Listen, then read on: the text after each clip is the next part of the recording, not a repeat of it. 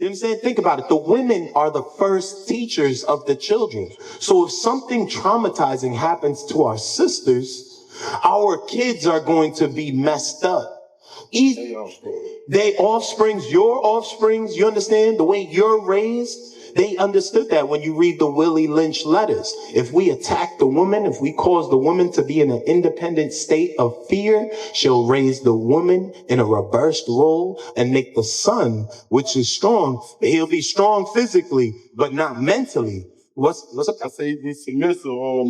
Right. You see what I'm saying? So they knew these things. That's why they had to do this to us, to keep us in sin. You understand? And keep our communities destroyed. But look what God said. We're here to tell you this, black man, black woman. Deuteronomy chapter 7 and verse 6. For thou art an holy people unto the Lord thy God. The Lord thy God hath chosen thee to be a special people unto himself. What? A special people unto himself. Y'all are special. You understand? No one's ever going to tell us that. It's going to take us telling us that. You understand? Uplifting one another. You understand? Changing our minds and the way we see one another. That's why we come out here. We show you these things have happened to us because we broke God's commandment. Now it's going to take God's commandments and the unity of brethren to uplift one another. We have to be community minded, and it's going to come from this Bible.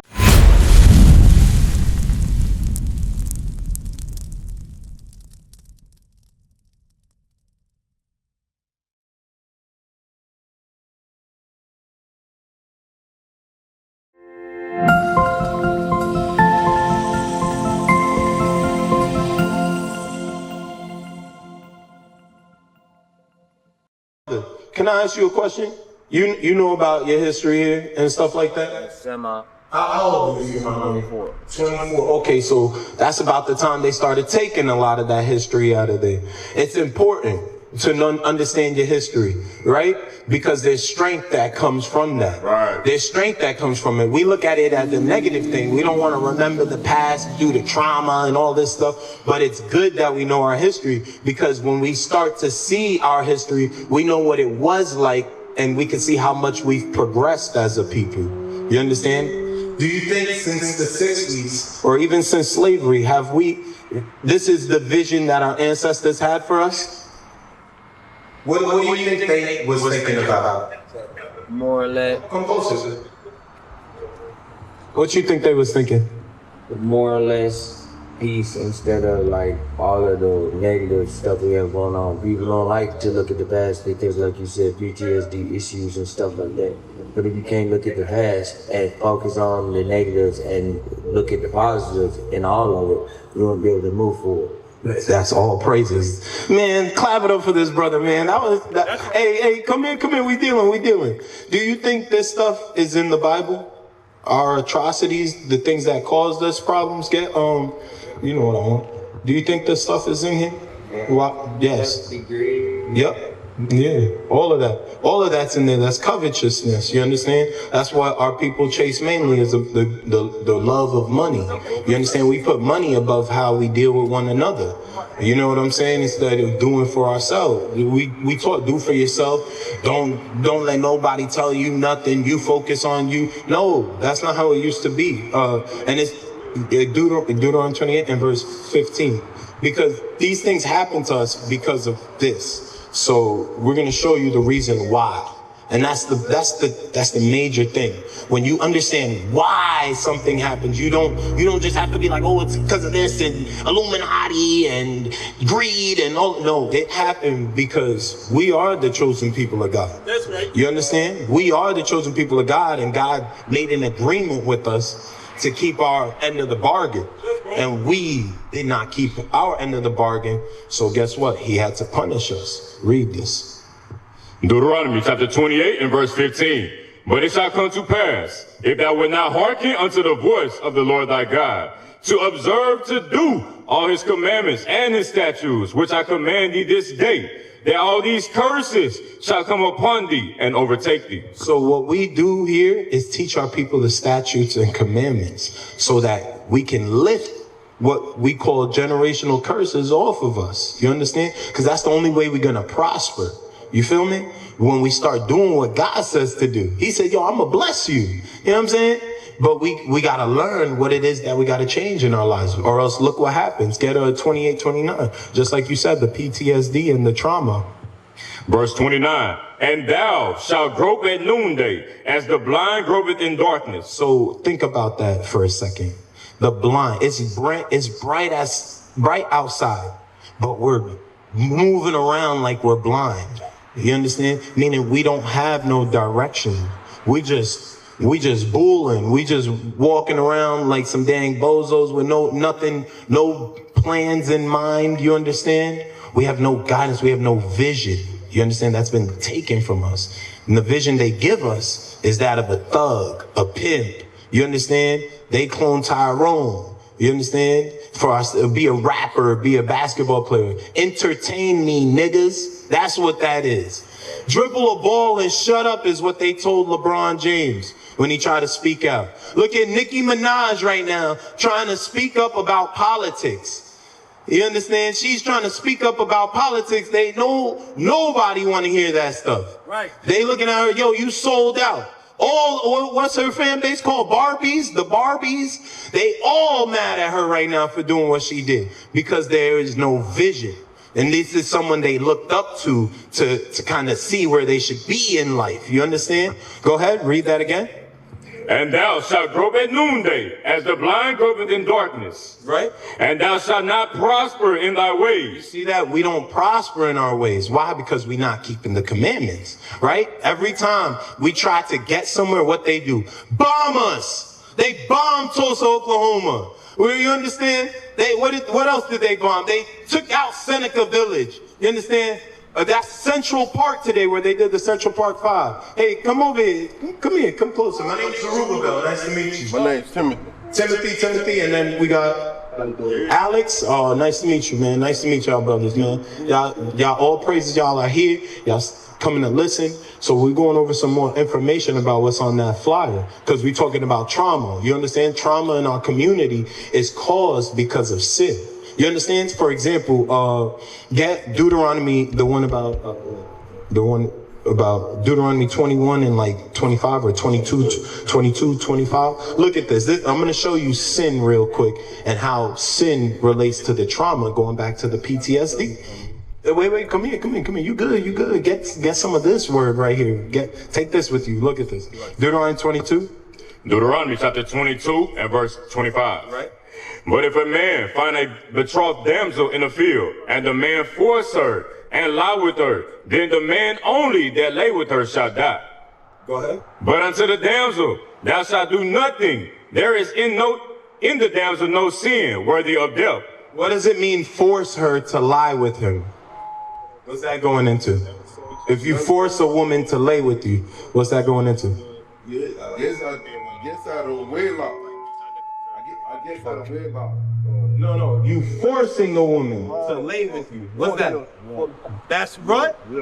So now, what happens to that woman after she gets raped? She's traumatized. So we showing rape is against the Bible. That's a commandment that we supposed to love one another as we love ourselves. But we have these things happen in the community, right? That nobody wants to talk about. Nobody wants to address these issues and stuff like that. And our sisters walking around here hurt. You understand? Because these things have happened. You feel me? And nobody's giving them solutions. No one's told them, yo, sis, you better than that. Deuteronomy 7 and 6 says, look what Deuteronomy 7 and 6 says. You understand? Think about it. The women are the first teachers of the children. So if something traumatizing happens to our sisters, our kids are going to be messed up. They offsprings, your offsprings, you understand? The way you're raised, they understood that when you read the Willie Lynch letters. If we attack the woman, if we cause the woman to be in an independent state of fear, she'll raise the woman in a reversed role and make the son, which is strong, he'll be strong physically, but not mentally. What's up? I say be submissive or mentally. Right. You see what I'm saying? So they knew these things. That's why they had to do this to us, to keep us in sin. You understand? And keep our communities destroyed. But look what God said. We're here to tell you this, black man, black woman. Deuteronomy chapter 7 and verse 6.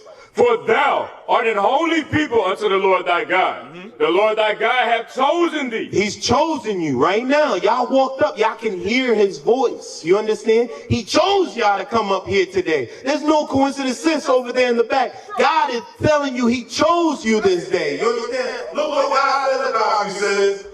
The Lord thy God hath chosen thee to be a special people unto himself. What? A special people unto himself. Y'all are special. You understand? No one's ever going to tell us that. It's going to take us telling us that. You understand? Uplifting one another. You understand? Changing our minds and the way we see one another. That's why we come out here. We show you these things have happened to us because we broke God's commandment. Now it's going to take God's commandments and the unity of brethren to uplift one another for this mighty work. You understand? Arkansas is a big city. Y'all need brothers to come out here and help put in this work and wake their people up. One conversation, if you could take from this conversation, man, it's going to be so much that you're going to learn. But if you could take one thing away, we have to be community minded. And it's going to come from this Bible. It's going to come from changing our mind about the sins and stuff that we did. Go ahead. There's more. Above all people that are upon the face of the earth. So above Elon Musk? No way. Above all people that are upon the face of the earth. What about Bill Clinton? Above all people that are upon the face of the earth. That's why we do this. You understand? We read these things, we study these things just to see that good news come to your face. You understand? That says that's the countenance of a merry heart right there. You know what I'm saying? Look, let me show you something about King Solomon. What they say the prophets look like. They look like this, right? let me show you something about King Solomon. King Solomon, the wisest, greatest man on the planet. Let me show you this, man. The book of Song of Solomon, chapter 1 and verse 5. Start at 1. Verse 1. The Song of Songs, which is Solomon. So this Solomon is writing this. Not a woman that wrote this. This is Solomon writing this. Look what he says. Verse 5. I am black, but comely. wait, come here. Let him see it. Let him see it. Come over here. Look at this. Look, verse 5. Look what it say. Read that. Read. I am black, but comely. Isn't that something that we would say? I'm black and I'm handsome. I'm black and I'm proud. You understand? That's what we were saying in the 60s. So what's that mean? Right. So what's Solomon saying about himself? And what else? His race. Exactly. The Bible is about race. That's exactly it. And he's proud about that thing. Go ahead, look. I am black, but comely. Listen, my sister. O ye daughters of Jerusalem, Right. as the tents of Kedar. Be proud of your black skin, sisters. That's what the tents of Kedar looked like. They were black tents. Solomon said, just like y'all sisters need to be proud. We need to stop bleaching ourselves. Y'all need to love yourselves again. And you're only going to find it when you look at Jesus Christ. And we're going to go into that next. Because if you go, King Solomon is whose son? King David's son, right? Get Matthew 1. Get Matthew 1. King Solomon is King David's son, right? You understand? But who comes from the lineage of King David? Who is the offspring and root of David? Jesus. So go ahead. Read Matthew 1 verse 1. Matthew chapter 1 and verse 1. The book of the generations of Jesus Christ. So doesn't Jesus have a genealogy? So meaning he would have had to got here through sex. You understand? Joseph and Mary had sex. They did the do. They did the nasty. They was bumping boots. You know what I'm saying? There was nothing wrong with a little bump and grind between Joseph and Mary, not marrying an angel. Go ahead, keep reading down. The son of David, the son of Abraham. Right? So it said the son of David, the son of Abraham. So if Abraham came from David, what color is Abraham?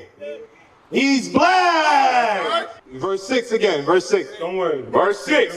And Jesus begat David, right? And the king. And David the king begat Solomon, of her that had been the wife of Uriah. Right. So Solomon came from King David. He said, I'm black. Go to verse 16 now, right? Is that what I want? Verse 16? Yep. Verse 16. And Jacob begot Joseph. So if Solomon's black and he come from the lineage, and Joseph comes from his lineage, what color is Joseph? He's black. Go ahead. And Jacob begot Joseph, the husband of Mary, of whom was born Jesus. So just like we said, so Jesus came from Mary and Joseph having sex, right? Why don't they teach his color? Why don't they teach his race? Because you understood race. Get verse 21. This is why. Now this would make sense. Verse 21. And she shall bring forth a son, and thou shalt call his name Jesus, for he shall save his people from their sins. Because you would now have to ask, who's his people? Right. Because a genealogy means there's a bloodline he comes from. So there's a specific people he comes from. You understand? Yeah. So now that's what the Christian church don't want you to realize. And that's why we're out here to show you.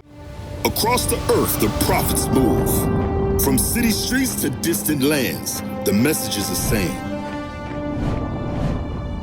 Israel must rise. Through every quest, every journey, the truth spreads. No border can contain it. No distance can silence it. Our nation lives in every moment. In joy, we celebrate marriages. In sorrow, we honor our dead. On the Sabbath, we gather as one. Families rejoicing together, bound by the commandments of God. Yet are we tried. From the stones in Kenya to the hatred in Montana, we endure as a soldier of the Lord. And still, the mission expands. On the airwaves, on the screens, in every nation under heaven, Israel's voice is heard. We build our communities. We raise our children in royalty. We restore what was broken. We clean what was defiled. We show the world who we are.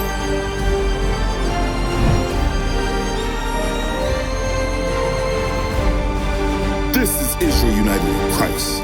Nation in motion. Nation endures.